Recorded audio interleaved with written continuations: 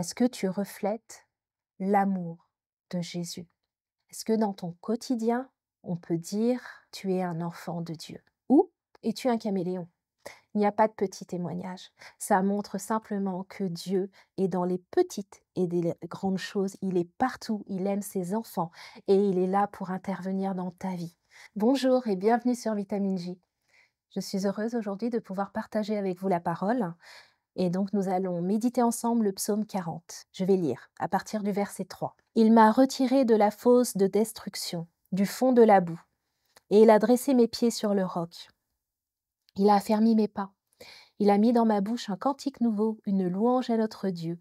Beaucoup l'ont vu et ont eu de la crainte, et ils se sont confiés en l'Éternel. Amen. Quand j'ai lu ces versets, je me suis dit, en fait, c'est un témoignage de ce que Dieu fait. Il m'a retiré, il a dressé, il a affermi, il a mis dans ma bouche, et beaucoup l'ont vu. Conséquence, ils ont eu de la crainte et ils se sont confiés en l'Éternel. La question est la suivante.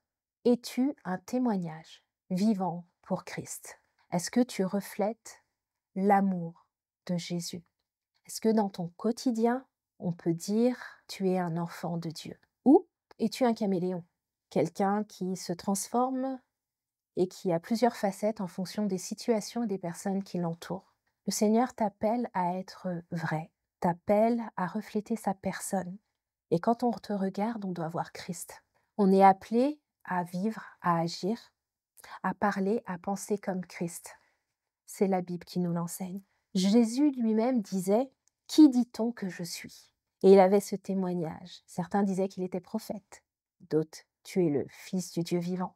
Le directeur de l'ITP, à l'époque où on était là-bas, disait et répétait sans cesse: «Un chrétien, ça s'entend, ça se sent et ça se voit». En clair, tout ce que nous sommes doit refléter Jésus-Christ. De par mon langage, de par ma manière d'agir, je dois refléter le Seigneur Jésus. Et donc, quand on a ce témoignage, on est l'instrument, un instrument, entre les mains de Dieu. Parce que partout où on va aller, on va apporter cette bonne nouvelle de Christ. Jésus venu pour se délivrer, sauver, restaurer, guérir et de te faire devenir son enfant. Nous n'avons pas reçu un esprit de timidité, mais un esprit de force, d'amour et de sagesse.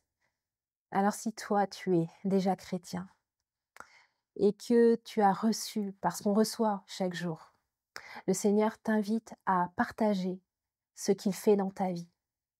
Parce que tu trouves ça petit ou grand, comme une histoire, un témoignage. Un jour, j'ai entendu un frère qui disait: «J'ai perdu mon portefeuille et je l'ai perdu, je l'ai cherché partout, je l'ai pas trouvé. Quelqu'un m'a appelé et m'a dit: "Monsieur, j'ai retrouvé votre portefeuille"». Il m'a donné rendez-vous à un endroit et il m'a remis mon portefeuille avec tout ce qu'il y avait dedans.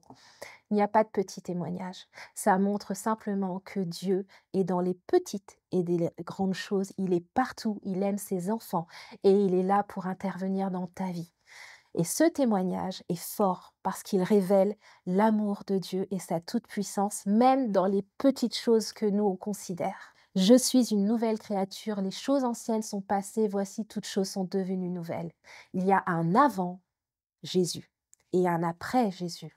Quand Jésus rentre dans ma vie, je ne suis plus celle que j'étais avant. Avant, je pouvais avoir un langage avec des grossièretés. Aujourd'hui, mon langage est purifié au nom puissant de Jésus.